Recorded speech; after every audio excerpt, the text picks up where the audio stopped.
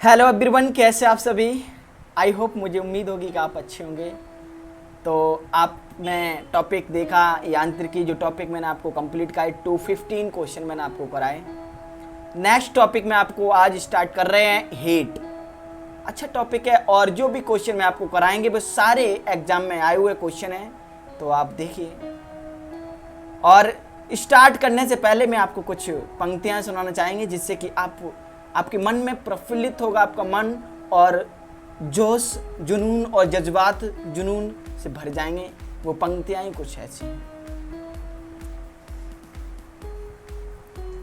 दुनिया में सब कहते हैं कि पैसा बिना जी नहीं सकते, लेकिन कोई नहीं कहता कि बिना पैसे के चैन से मर भी नहीं सकते। काफी पंक्तियां अच्छी हैं। ये क्या है? दुनिया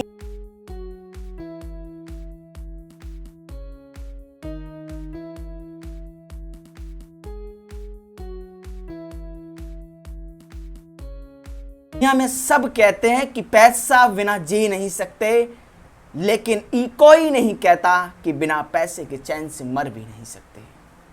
ये पंक्तियां आपको समझ में आई होंगी, काफ़ी प्रफुल्लित करेंगी आपको। तो हम आपको क्लास स्टार्ट कर रहे हैं। हीट टॉपिक है। देखिए क्वेश्चन नंबर फर्स्ट है, वस्तु को गर्म करने पर उसके अणुओं वस्तु को गर्म करने पर उसके अणुओं पर क्या इफेक्ट पड़ेगा, समझिए। देखिए क्या है, वस्तु को गर्म करने पर उसके अणुओं पर क्या इफेक्ट पड़ेगा। क्या है क्वेश्चन फर्स्ट नंबर, वस्तु को गर्म करने पर उसके अणुओं पर क्या इफेक्ट पड़ेगा। इस क्वेश्चन का आंसर है कि चाल बढ़ जाएगी। जो अणुओं की चाल होगी क्या हो जाएगी, बढ़ जाएगी। क्लियर? ये क्वेश्चन का आंसर आपको क्लियर हुआ होगा। तो ये क्वेश्चन आपको समझ में आया होगा। क्या है, वस्तु को गर्म करने पर उसके अणुओं पर क्या इफेक्ट पड़ेगा कि चाल बढ़ जाएगी। अब मैं आपको हीट टॉपिक जो करा रहे हैं, तो जानिए हीट है क्या। ठीक है, हीट की मैं डेफिनेशन मैं आपको बताते हैं। देखिए जो है क्या है हीट, उसके बारे में जरूर जानना चाहिए। क्या है हीट? यह वह ऊर्जा है जो एक वस्तु से दूसरी वस्तु में केवल तापांतर के कारण स्थानांतरित होती है। जो हीट है, ऊष्मा है। क्या है, समझिए। यह वह ऊर्जा है जो एक वस्तु से दूसरी वस्तु में केवल तापांतर के कारण स्थानांतरित होती है। किसी वस्तु में निहित ऊष्मा उस वस्तु के द्रव्यमान पर निर्भर करती है। ऊष्मा एक प्रकार की ऊर्जा है। ऊष्मा को हम एक प्रकार की ऊर्जा कह सकते हैं। ऊष्मा एक प्रकार की ऊर्जा है जिसे कार्य में बदला जा सकता है। इसका सबसे पहले प्रत्यक्ष प्रमाण रैमफोर्ड ने किया था। क्लियर? रैमफोर्ड ने दिया था, सॉरी।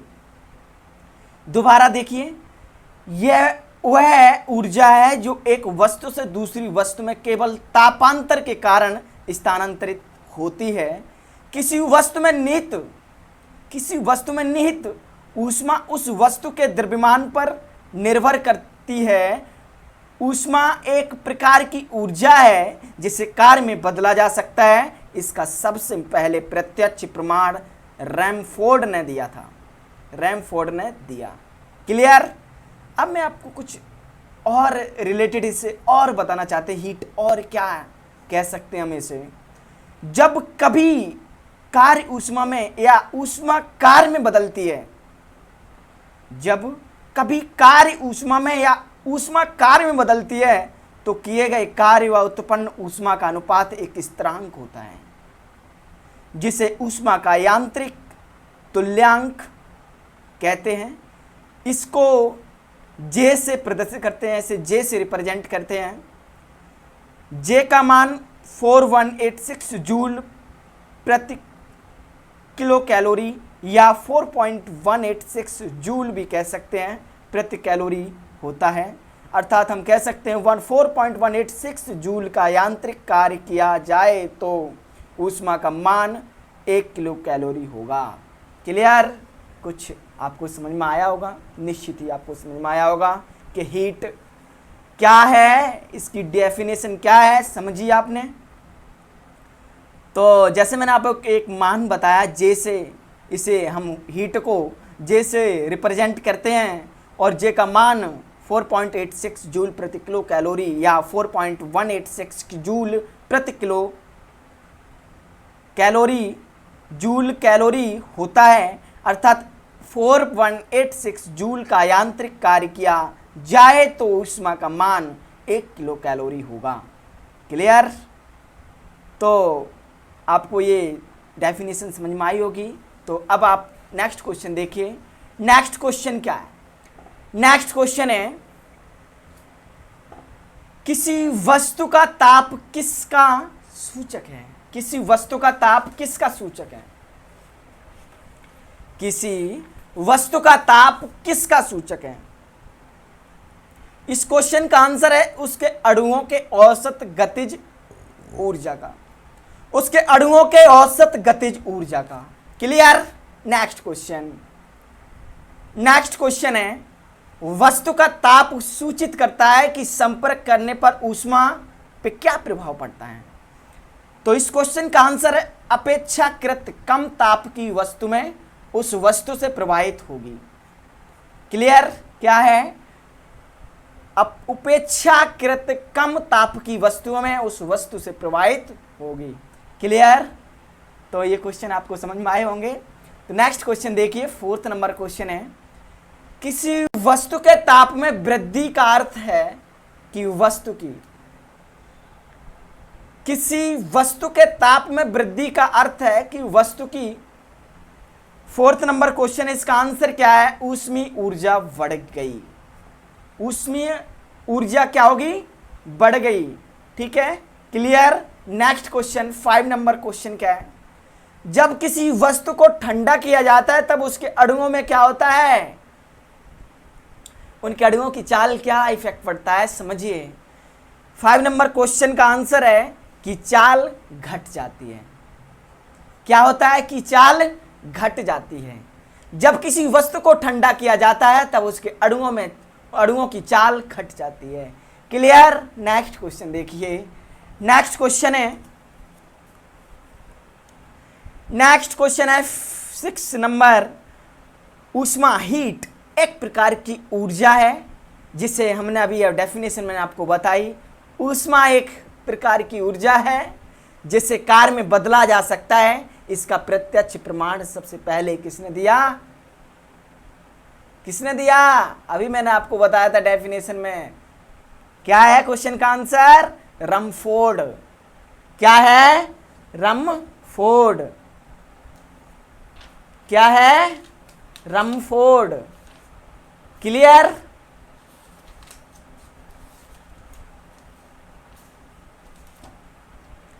अब नेक्स्ट क्वेश्चन देखिए,